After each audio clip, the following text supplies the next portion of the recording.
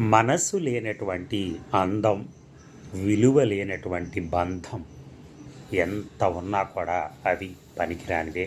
ఎందుకంటే పెళ్ళైపోయిన తర్వాత ఏముందండి, అందం చూసి పెళ్లి చేసుకున్నావు, కానీ మనస్సు లేదు, నిన్ను సరిగా చూడట్లేదు, ఇంకో రకమైన గొడవలు అవుతూ ఉన్నాయి. అంటే ఏముంది, అందం ఉండి ఏం చేసుకోవాలి, మనసు లేనప్పుడు.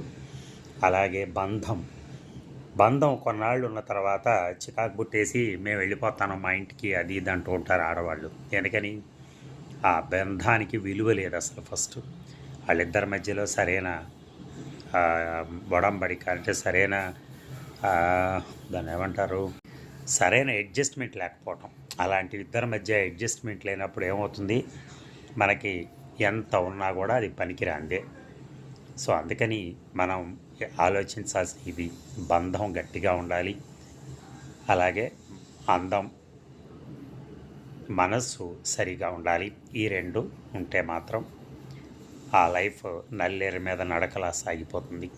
Thank you.